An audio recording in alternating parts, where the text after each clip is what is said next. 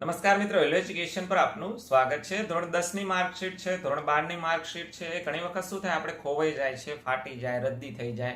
આવા સમયે આપણે ડુપ્લિકેટ માર્કશીટની જરૂર પડે છે.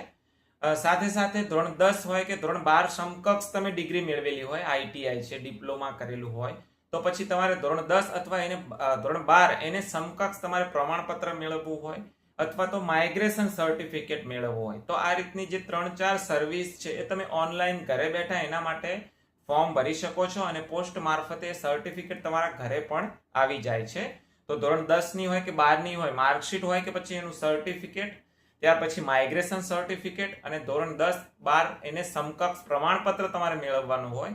તો આ તમામ સર્વિસ માટે આજનો વિડીયો અગત્યનો છે. ચેનલ પર નવા હોય તો ચેનલને સબસ્ક્રાઇબ કરી દેશો. વિડીયો સારો લાગે તો તમામ મિત્રો સુધી અવશ્ય શેર કરશો. સૌપ્રથમ ગૂગલ ક્રોમ કે કોઈ પણ બ્રાઉઝર ઓપન કરી સર્ચ બારની અંદર GSEBE સર્વિસ આટલું લખી અને સર્ચ કરવાનું છે. એટલે આ રીતની વેબસાઇટ આવી જશે, એના પર ક્લિક આપવાનું છે. તમને ના આવડે તો આની સીધી લિંક તમને વિડીયો ડિસ્ક્રિપ્શનમાં આપી દઈશ. આ રીતની વેબસાઇટ ઓપન થશે. તમે મોબાઈલની મદદથી ઓપન કરશો તો જે આ મેનુ છે એ લાસ્ટમાં બતાવશે. અહીં તમે જુઓ તો તમારે કયા પ્રકારની સર્વિસ જોઈએ છે. તો અહીં ડુપ્લિકેટ માર્કશીટ માટે હું એપ્લાય કરું છું. માઇગ્રેશન સર્ટિફિકેટ હોય, ઇક્વેલેન્ટ સર્ટિફિકેટ હોય, આ તમામ માટે પ્રોસેસ સેમ જ છે. એટલે તમે આ વિડીયો જોઈ લેશો એટલે તમને પ્રોસેસ ખબર પડી જશે. તો ડુપ્લિકેટ માર્કશીટ પર ક્લિક આપું છું. હવે લોગિન માટેનો ઓપ્શન આવશે. સૌપ્રથમ આપણે આ વેબસાઇટ પર આવ્યા હોય તો આ વેબસાઇટ પર આપણે રજિસ્ટ્રેશન કરવું પડે. તો રજિસ્ટ્રેશન કરવા માટે અહીં રજિસ્ટર નાવનો ઓપ્શન આપે છે, એના પર ક્લિક આપીશું. હવે સૌપ્રથમ રજિસ્ટ્રેશન કરવા માટે અહીં સરનેમ લખવાની છે, નેમ લખવાની છે, ફાધર નેમ લખવાનું છે, માર્કશીટ પ્રમાણે જ લખજો. ત્યાર પછી જેન્ડર સિલેક્ટ કરવાનું છે, ડેટ ઓફ બર્થ નાખવાની છે, સ્ટેટ, ડિસ્ટ્રિક્ટ, તાલુકો, વિલેજ અને એડ્રેસ. એડ્રેસ એવું નાખજો કે જ્યાં પોસ્ટ મારફતે વ્યવહાર કરી શકાય. એટલે તમારું પોસ્ટ આવે તો તમારે ઘેર પહોંચી જવી જોઈએ. પિનકોડ નાખવાનો છે, મોબાઈલ નંબર, ઈમેલ એડ્રેસ અને પાસવર્ડ બનાવવાનો છે. 6 અંકો કે તેથી વધારે અક્ષરનો બનાવવાનો છે.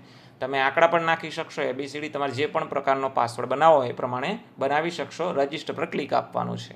રજિસ્ટ્રેશન થઈ જાય એટલે તમારો મોબાઈલ નંબર અથવા ઈમેલ એડ્રેસ અહીં નાખો, પાસવર્ડ બનાવ્યો છે અહીં નાખો, આ ચેકબોક્સ ખરું કરી દો અને લોગિન પર ક્લિક આપી દો. હવે આવી રીતનું આવશે. અહીં સિલેક્ટ એક્ઝામનો ઓપ્શન આવે છે. તો ત્યાંથી આપણે એક્ઝામ સિલેક્ટ કરવાની છે. તમારે કયા પ્રકારનું સર્ટિફિકેટ જોઈએ છીએ. અહીં હું એક્ઝામ્પલ તરીકે 10 ડુપ્લિકેટ માર્કશીટ માટે એપ્લાય કરું છું. સેમ પ્રોસેસ છે બધા માટે. ત્યાં ક્લિક કરી સબમિટ આપી દઈશ. હવે આવી રીતની થોડી નોટ્સ આવી જશે. નીચે આપણે વાંચી લેશું નોટ્સ કઈ પ્રકારની છે. માઇગ્રેશન સર્ટિફિકેટ હોય તો એના માટે કઈ કઈ વસ્તુઓ જોઈશે, કેટલું પ્રૂફ જોઈશે, પૈસા કેટલા થશે, એ બધું લખેલું છે. ધોરણ 10માં 12માં ખાનગી પરીક્ષા તરીકે આ બધું તમારે વાંચી લેવાનું છે. જે પ્રમાણે તમારે સર્ટિફિકેટ, મારે ડુપ્લિકેટ સર્ટિફિકેટ જોઈએ છે તો અહીં ડુપ્લિકેટ પ્રમાણપત્રની નકલ જોઈશે માર્કશીટની. ત્યાર પછી 75 રૂપિયા પ્રતિ માર્કશીટ, એટલે માર્કશીટની નકલ ના હોય, હોલ ટિકિટ હોય, આ બધું ચાલે છે. એ તો તમને નેક્સ્ટ બતાવું છું. 75 રૂપિયા પ્રતિ માર્કશીટ અને પ્રતિ પ્રમાણપત્રનું આપ્યું છે. એવી રીતે ડુપ્લિકેટ માર્કશીટ હોય તો એ ચાલે, અથવા શાળાનો આચાર્યનો લેટર હેડ હોય તો એ ચાલે, હોલ ટિકિટ હોય તો એ પણ ચાલે. આઈડી પ્રૂફ જોઈશે. અને ધોરણ 10-12ની ડુપ્લિકેટ માત્ર સર્ટિફિકેટ છે, માત્ર પાસ વિદ્યાર્થીઓ માટે છે, તો એ પણ વાંચી લેવાનું છે. નીચે સ્ક્રોલ આપીશ, છેક નીચે અહીં આગળ વધો પર ક્લિક આપીશ. હવે અહીંથી અત્યારે જ અરજી કર પર ક્લિક આપવાનું છે. હવે અહીં તમારું નામ અને તમારી અટક ને એ બધું તો ઓટોમેટિક આવી જશે. અહીં સિરીઝ નંબર, સીટનો સિરીઝ નંબર અહીંથી સિલેક્ટ કરવાનો છે. G એવી રીતે આપ્યું હોય છે, F આપેલું હોય છે, તો એ સિરીઝ નંબર અને સીટ નંબર નાખવાનો છે. એક્ઝામ પાસિંગ મંથ અને યર લખવાનું છે. મંથમાં તમે આવી રીતે જેવો થોડા અક્ષરો ટાઈપ કરશો એટલે માર્ચ આવી જશે. દાખલા કે એપ્રિલ હોય તો એ ટાઈપ કરશો એટલે એપ્રિલ આવી જશે. જૂન હોય તો જે કરશો તો જૂન આવી જશે. એવી રીતે તમે જુલાઈ લખો તો આવી રીતે જુલાઈ આવી જશે. એ પ્રમાણે અહીં તમારે જે પણ હોય એ 2015 હોય કે તમારે નાખી દેવાનું છે. ત્યાર પછી અહીં ઇન્ડેક્સ નંબર નાખવાનો છે. જે SID નંબર છે તમારી પાસે ના હોય તો સ્કૂલનો ઇન્ડેક્સ નંબર તમારી માર્કશીટમાં પણ આપેલો હશે. તમે ઓનલાઈન સર્ચ કરશો તો પણ આવી જશે. એટલે આવી રીતે 51 હોય 51.273 તો પછી તમારે 051.273 આવી રીતે નાખવાનું છે. ત્યાર પછી નીચે સ્ક્રોલ આપો એટલે અહીં જોશો તો તમારે એપ્લાય ફોર માર્કશીટ માટે છે કે પછી સર્ટિફિકેટ માટે છે. તો મારે માર્કશીટ છે. જે પ્રમાણે તમે બંને ટીક કરશો તો એ પ્રમાણે અહીં જે પૈસા છે, રૂપિયા છે, કેટલા ચૂકવવાના થાય છે, ઓટોમેટિક વધઘટ થઈ જશે. તો એવી રીતે હું અહીં સર્ટિફિકેટ કાઢી નાખું છું. તો અહીં જુઓ તો તમે ટોટલ ફી 50 રૂપિયા એમ થઈ આવે છે, પોસ્ટલ ચાર્જ 75 એમ થઈને.